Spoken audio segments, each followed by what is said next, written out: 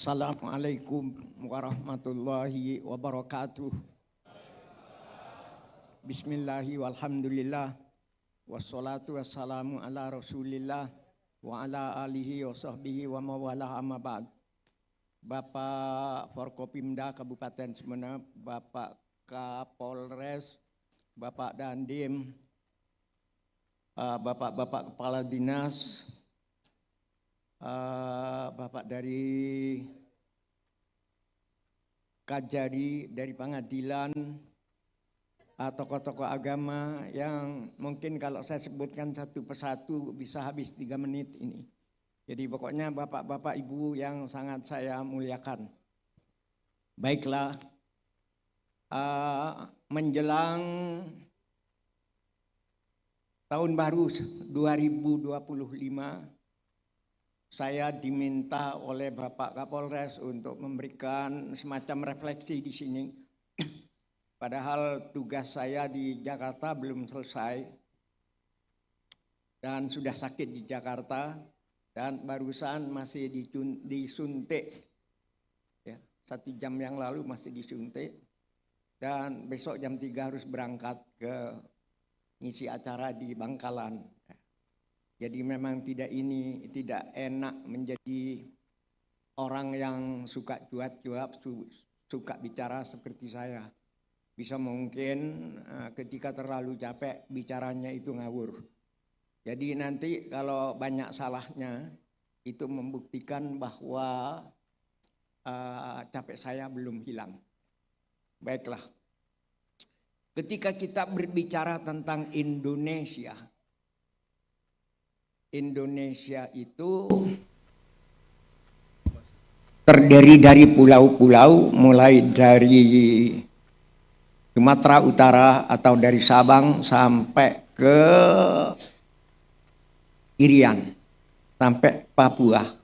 Dan kalau diukur di tengah-tengahnya Sabang dan Merauke itu, kira-kira Sumeneb itu tengah-tengahnya. Jadi kalau diukur dari Sumeneb ke Merauke dan ke Sabang itu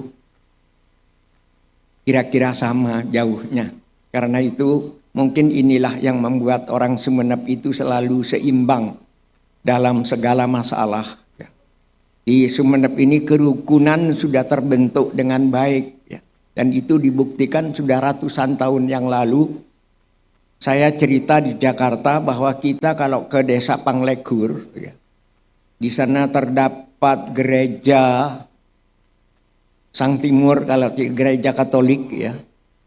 Di timurnya ada tempat ibadah saudara-saudara Tionghoa. Kemudian di selatannya ada masjid. Sampai sekarang sejak ratusan tahun yang lalu tidak ada perkelahian, tidak ada pertengkaran, semuanya berjalan dengan tertib dan lancar. Itu menunjukkan karena dalam budaya Madura tata krama itu menjadi sangat penting sekali. Jadi saya sejak kecil sudah diajar oleh guru saya di sekolah dan bapak dan ibu di rumah dengan sebuah papareken Madura yang namanya pantun mungkin ya, yang bunyinya begini.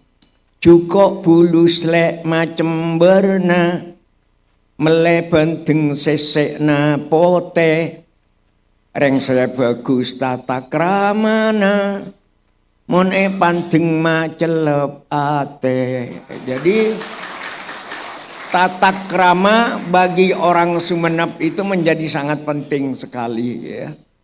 Karena itu ketika hati bersih, karena selalu diasah dengan zikrullah, hati yang bersih itu akan ketemu dengan budayanya orang Kangean yang keturunan Bugis. Pulau Gili yang itu menurut narasumber yang namanya Haji Masdawi ya, kepala desa pertama di Gili yang tempatnya oksigen nomor 2 terbaik sedunia itu, kepala desa pertama namanya Daeng Masale. Tentu saja bukan orang Madura, dan tentu saja adalah orang Makassar atau orang Bugis yang punya budaya yang bisa disebarkan juga ke masyarakat Madura karena jauhnya hanya sekitar 3 kilo dengan pantai Dungkek. Ya. Di tanah Bugis itu ada pepatah yang bunyinya begini. Ada yang dari Kangean di sini? Ada? Ada? Ya. Di Bugis itu ada ucapan begini. Muimai enggak Pak Bisena, nabung ngopolopina, teawa nalurang. Kemudian ada lagi akinin nawa patujuko, memadeceng kalawingati. Berpikirlah kamu setiap hari dengan hati yang bersih dan hati yang jernih. Kalau kamu punya hati yang jernih dan bersih, tak punya waktu untuk membenci orang lain. Bahkan satu kata pun tidak akan terucap. Kata-kata kamu bodoh, kamu tolol, kamu kurang ajar, tak pernah terucapkan kecuali mungkin di kalangan anak-anak untuk bergurau. Karena itu kata-kata kotor di Sumeneb ini jarang kita dengar. Dan karena kata-kata kotor, misuh, kemudian mencaci maki tidak ada, maka terjadilah kerukunan antara yang seorang dengan yang lain. Sehingga betul kalau nenek moyang kita di Sumeneb itu ada yang berpantun begini bunyinya. Katanya begini. Namen maki lek tombu sokon, tabing kerep banyak kalana, pong-pong odi made parokon, makle selamat pola tengkana. Jadi hidup rukun itu sudah menjadi apa? Menjadi cemoh, ya, menjadi bedak cemoh ke orang Sumeneb. Karena itu orang yang beragama apapun di Sumeneb itu tidak pernah diusir. Dan terbukti sampai sekarang kerukunan itu terjamin. Jadi kalau saya sekarang mengkampanyekan toleransi beragama, itu tidak laku bagi orang Sumeneb. Karena orang Sumeneb toleransi beragama itu sudah menjadi bedak jemo saben arena. Jadi kenapa ini menjadi penting? Penting direfleksikan sekarang untuk dibawa ke luar Sumeneb, untuk dibawa ke luar Madura. Bahwa rukun itu menjadi penting. Nanti semoga Pak Dandim dipindah ke tempat yang lain sudah menjadi Kasdam umpamanya. Ya, dibawa saya di Sumeneb tidak ada pertengkaran. Kemudian Pak Kapolres juga pindah ke tempat lain untuk menjadi pokoknya tempat yang lebih tinggi dan bercerita. Kenapa? Karena orang Sumeneb itu punya pegangan walaupun beda agama, ya. Ada Kristen, ada Katolik, ada Islam, ada Konghucu, ada Hindu, ada Buddha. Walaupun berbeda-beda agama, tapi tetap bersatu dalam keindonesiaan. Bahkan suku-suku bangsa yang datang ke Sumeneb tidak ada yang diusir. Yang namanya Pagerungan Besar itu 80% penduduknya orang Mandar. Kemudian Pagerungan Kecil itu sekitar 75% penduduknya itu orang Bugis, ya. Penduduknya orang Bugis. Tetapi semua menjadi satu. Semangat orang Madura dengan orang Bugis itu hampir sama. Kalau orang Madura punya semangat oleh-olang, ya. Punya semangat oleh-olang, ya, untuk menerjang gelombang, orang Bugis punya purak babarak sompeku, purak tangkisi guliku, ulebir ngek telang nato alie. Kalau layar sudah ku kembangkan, kemudi erat ku pegang, walaupun perahu akan tenggelam, pantang aku surut kembali. Jadi semangat Madura, semangat Bugis menyatu, ya, dalam keindonesiaan kita. Saya mau cerita sedikit bahwa Indonesia ini tahun 23 kemarin sudah dikukuhkan menjadi negara terindah di dunia. Kalau sebelumnya Indonesia itu menjadi 6 negara terindah di dunia. Masih banyak tandingannya, masih ada 5 negara yang lain. Tapi 23 kemarin sudah tidak ada yang menandingi Indonesia. Jadi kalau kita ke Sumatera Barat, ya, kita meninjau Danau Maninjau. Dan kemudian, jadi saya sudah meninjau Danau Maninjau.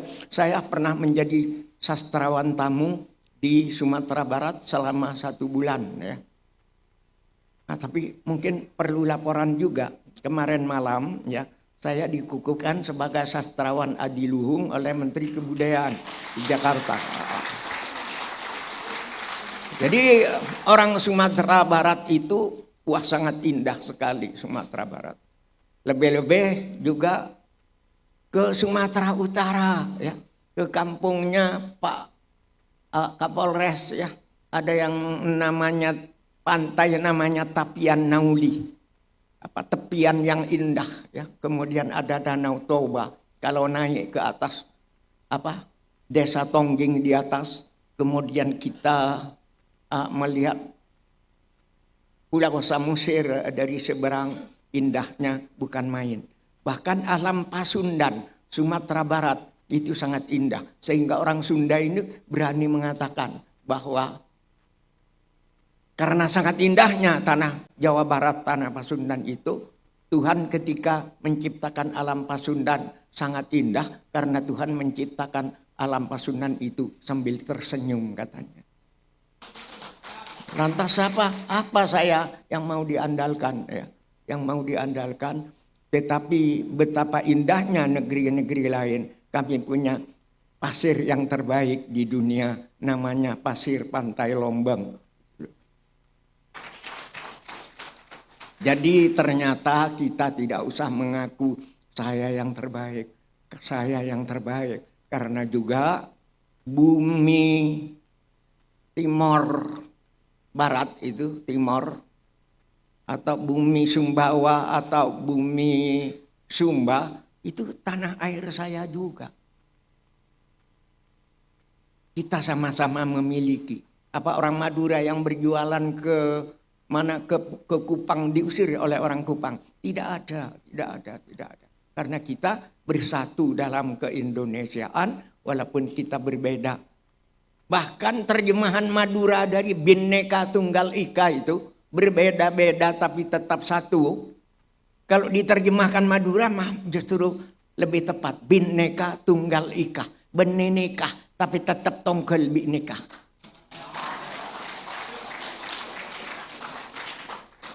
Nah, tentang keindahan ini saya mau cerita. Ketika ada konferensi Islam Asia Afrika pada tahun 1964, Presiden Soekarno mengadakan konferensi Islam Asia Afrika. Jadi negara-negara Asia dan Afrika yang ada umat Islamnya itu walaupun hanya 500 juta diundang untuk berkumpul ke Bandung. Ya, dalam rangka anti neokolonialisme ya, di Bandung. Semua negara-negara walaupun bukan negara Islam tapi ada umat Islamnya walaupun sedikit mengirim, termasuk Turki, India, Pakistan, bahkan Cina, Korea Utara, Korea Selatan, Jepang yang ada umat Islamnya ngirim utusan ke Bandung. Nah, utusan dari Mesir itu rektor Universitas Al-Azhar, namanya Syekh Mahmud Saltut. Rektornya Universitas Al-Azhar itu datang ke Indonesia. Kita tahu sebab di sini ada kiai-kiai yang mondok di Mesir ya. Yang namanya Mesir itu terdiri dari padang Sahara ribuan kilometer. Kalau ada kesuburan itu hanya di tepi-tepi Sungai Nil. Syekh Mahmud Saltut ini rektor Universitas Al-Azhar yang negerinya banyak tanah gersangnya. Begitu tiba di Indonesia, beliau itu terpesona, beliau itu takjub kepada keindahan Indonesia. Kalau di Mesir beliau melihat bentangan padang Sahara yang luas, ke Indonesia beliau melihat gunung biru berselendang awan. Melihat hamparan padi menguning keemasan, di atasnya burung-burung kecil menyanyikan keagungan Tuhan. Di pantai-pantai melihat buih-buih putih berkejaran menciumi bibir pantai. Dan di pantai-pantai yang lain, Syekh Mahmud Saltut menyaksikan daun-daun nyiur melambai-lambai mengucapkan selamat datang kepada para pahlawan nelayan yang membawa ikan dari laut.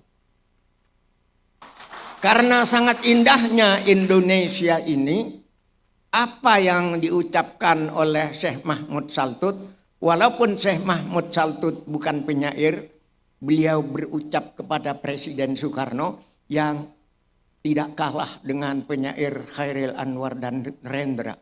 Bahkan kata-kata ini tidak diucapkan oleh Rendra dan Khairil Anwar.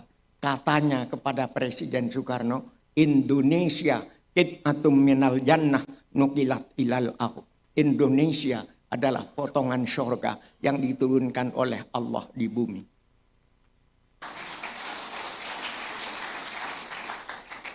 Baru 4 tahun sesudah itu ada penyanyi yang keturunan Tuban tinggal di Jakarta, dia menyanyi. Bikin nyanyian dari ucapannya Syekh Mahmud Saltut itu, katanya, orang bilang tanah kita tanah surga. Jadi yang bilang bukan orang Indonesia, orang Mesir. Kita memang terlambat untuk mengakui Indonesia tanah terindah. Ya.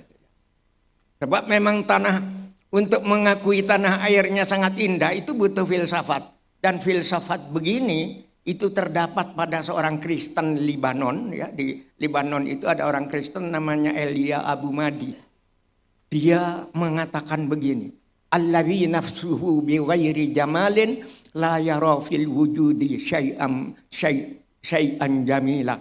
Barang siapa di dalam dirinya, dalam hatinya tidak ada rasa keindahan, dia tidak akan bisa melihat wujud tanah airnya ciptaan Tuhan sebagai sesuatu yang indah.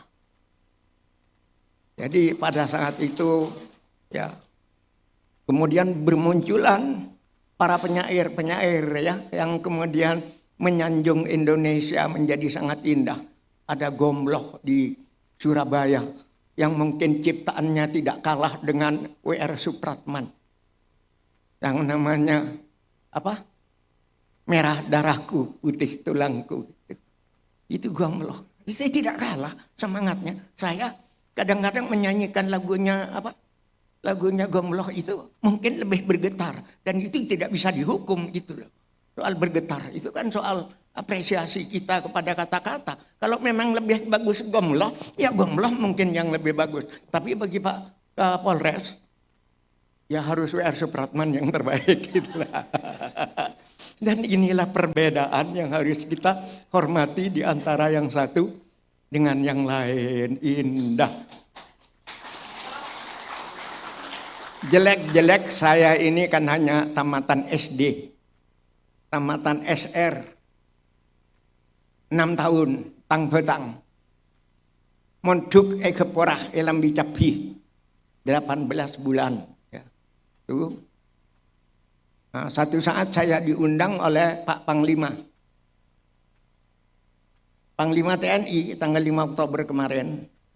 Dan disuruh antarkan kepada tentara yang paling tinggi di Sumeneb. Jadi Pak Dandim disuruh mengantarkan saya ke Jakarta untuk memperingati dan mendoakan melalui Hari Angkatan Bersenjata supaya Indonesia itu menjadi negeri yang aman.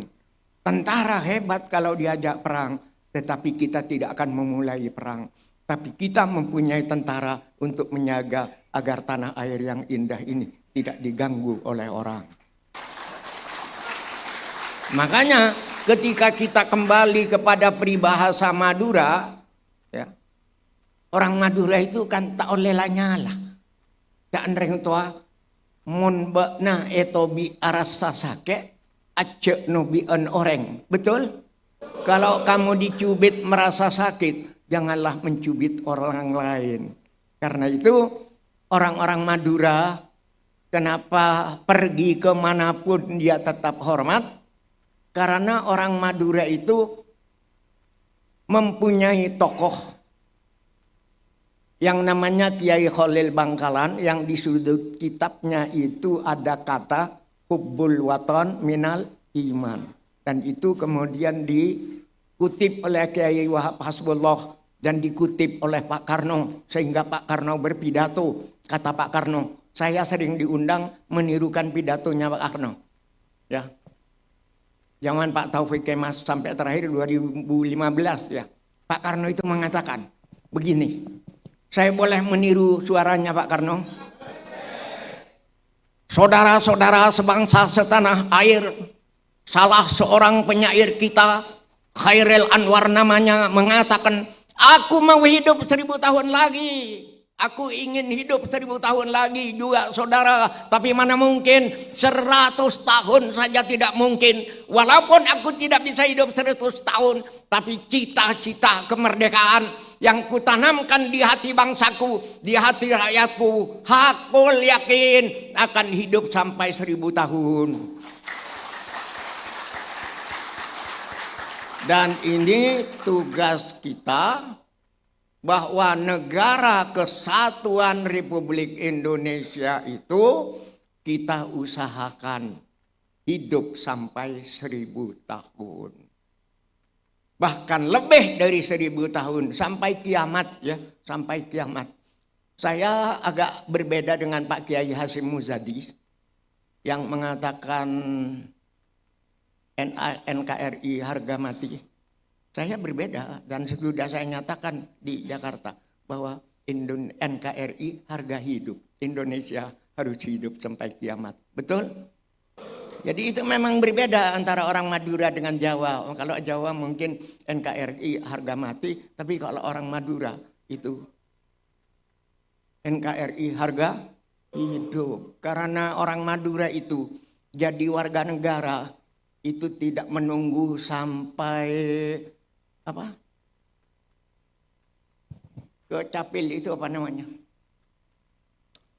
Surat apa kelahiran itu apa namanya? Akta. Orang Madura itu untuk menyatakan keindonesiaannya tidak harus ditulis sebagai warga negara. Jadi kalau orang Madura ditanya, kalau saya ditanya kapan saya menjadi Anda Zawawi menjadi orang Indonesia? Kapan Ibnu Hajar menjadi warga negara Indonesia? Ketika Bapak menanamkan benih kepada ibu saya. Jadi janin 1 menit sesudah itu saya sudah Indonesia.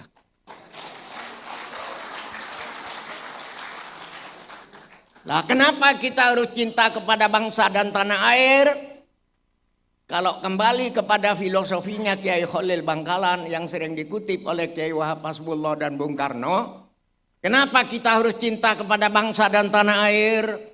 Kita semua minum air Indonesia menjadi darah kita. Kita makan beras dan buah-buahan Indonesia menjadi daging kita. Kita menghirup udara Indonesia menjadi nafas kita. Kita bersujud di atas bumi Indonesia, berarti bumi Indonesia adalah sajadah kita. Dan bila tiba saatnya kita mati, kita semua akan tidur dalam pelukan bumi Indonesia. Daging kita yang hancur membusuk akan bersatu kembali dengan harumnya bumi Indonesia. Maka tidak ada alasan untuk tidak cinta kepada bangsa dan tanah air. Tanah air Indonesia adalah ibunda kita. Siapa mencintainya, jangan mengisinya dengan maksiat dan dosa. Betul? Coba bumi Indonesia ini kita kencingi tiap hari. Kita beraki setiap hari.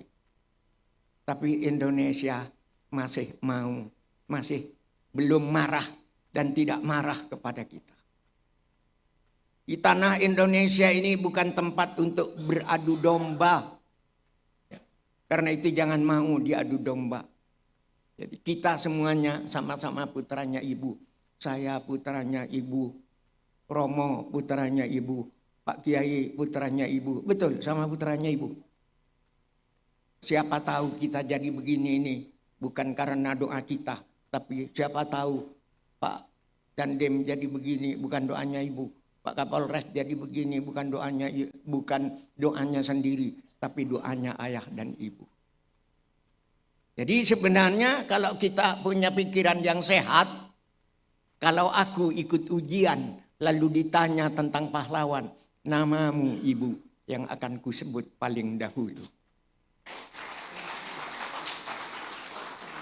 Jadi kalau ada hutang yang tak mampu aku bayar, hutangku padamu wahai ayahanda. Kalau ada hutang yang tak mampu saya bayar, hutangku padamu wahai ayahanda. Karena itu orang Madura punya pantun begini bunyinya.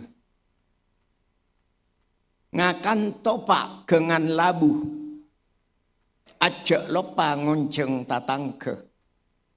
Nyiom tananga apak ben ebu, ekaras saro omma swarga.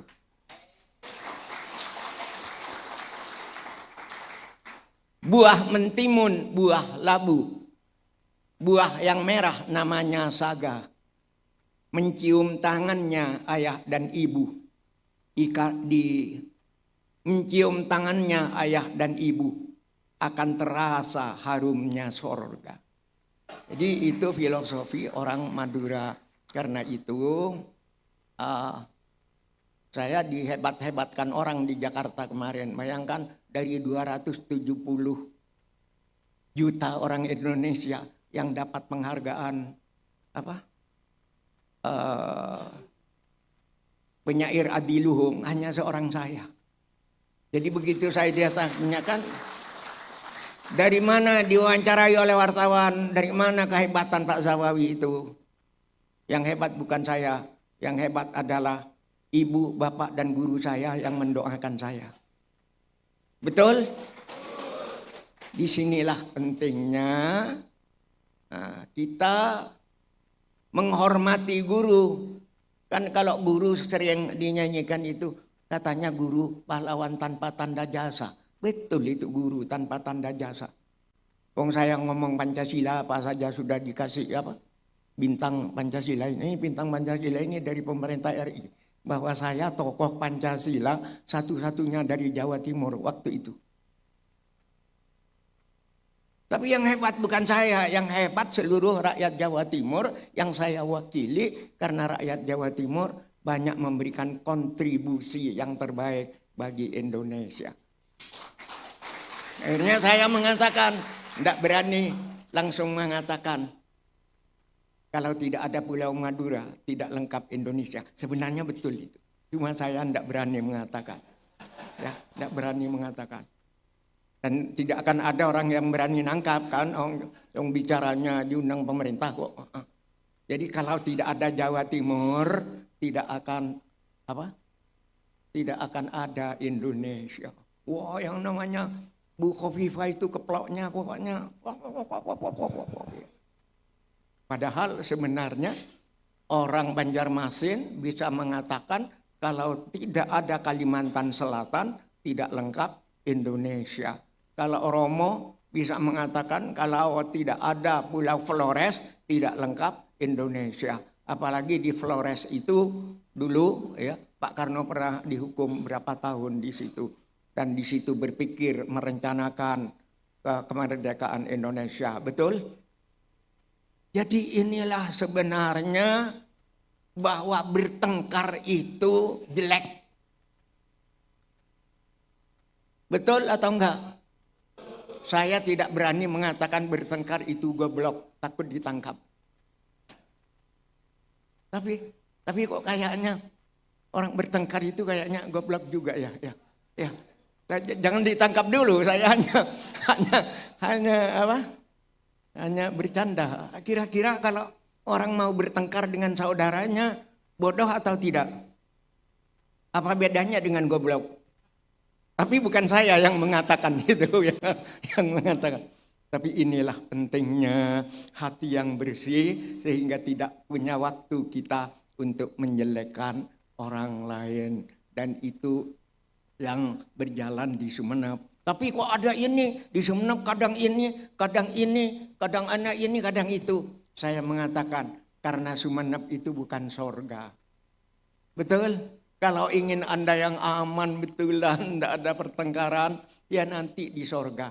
Tapi ketika kita bersalah, kita sanggup mohon maaf kepada istri kita.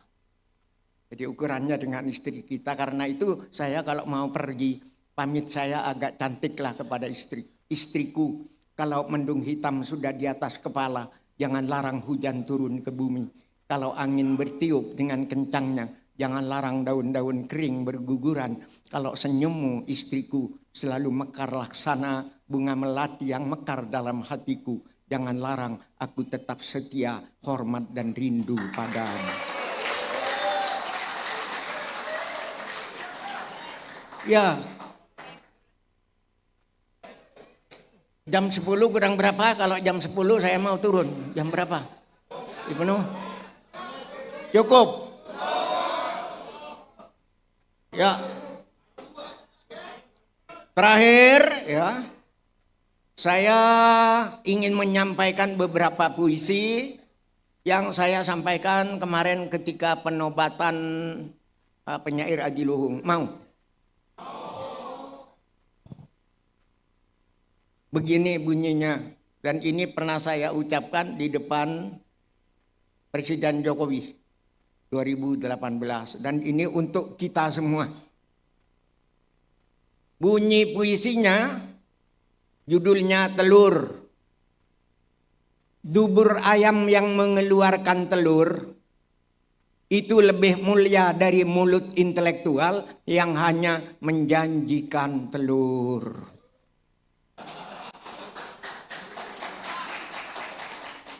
Karena itu jangan janji-janji ya. Mon ematura lagi tak nyaman puisi sisi buru nyaman na banten. Terjemah aja na banten. Tapi mon tangkap sampean. Dubur ayam yang mengeluarkan telur lebih mulia dari mulut intelektual yang hanya menjanjikan telur. Mon ematura lagi, buri na ajem saya keluar telur,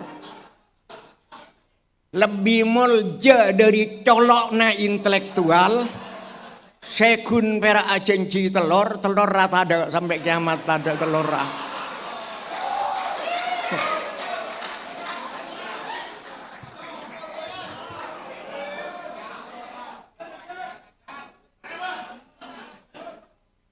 Ki cek benian oke. Saya salah bahasa Madura na, mun bahasa Indonesia na nyaman carana. Bahasa Indonesia na parpana kau yang ngaca agi. Saksena Ibnu Hajar kalau ngaca agi. Pak Jokowi ini kah? Aku opak parpana kan dia. Saking mun Madura agi lah karta nyaman. Itu tore odi itu nikah. Guna aki ATC mantap, kita sateja panika bakal abeli deka alam akhirat. Cak nareng Madura. Nyelen minyak lek ngangkui carat, terong perat cacaa, neng etunya cerak perak, akhirat me seksaa. Akhirnya kembali. Kula akan kembali kepada ucapan dari Kiai Khalil Bangkalan. Kita minum air Indonesia menjadi darah kita. Kita makan beras dan buah-buahan Indonesia menjadi daging kita. Kita menghirup udara Indonesia menjadi nafas kita. Dan bila tiba saatnya kita mati, kita akan tidur dalam pelukan bumi Indonesia. Daging kita yang hancur membusuk akan bersatu kembali dengan harumnya bumi Indonesia. Akhirnya kalau Anda membeli galah, carilah bambu di Surabaya. Kalau ada ucapan saya yang salah, berikanlah maaf kepada saya. Karena saya baru tadi malam jam 1 baru dari Jakarta. Saya mau pinjam pantun Jakarta, tapi karangan saya, bukan karangan orang Jakarta. Pohon durian berbuah kedondong, sekian dulu dong.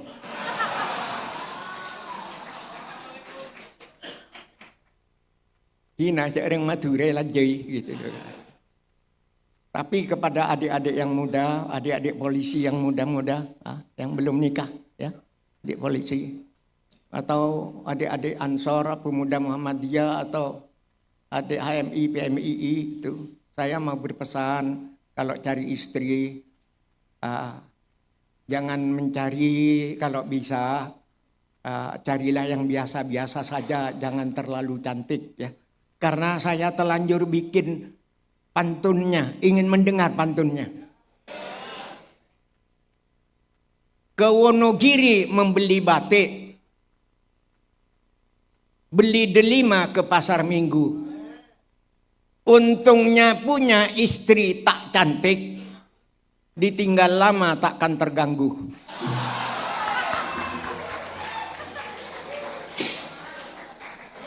Uniba cintaku, Polri sayangku, segenap hadirin hormatku, jejakku ku tinggal di sini, tapi senyummu ku bawa pergi. Wassalamualaikum warahmatullahi wabarakatuh.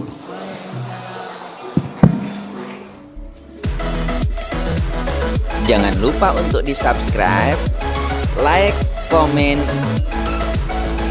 dan share sebanyak-banyaknya.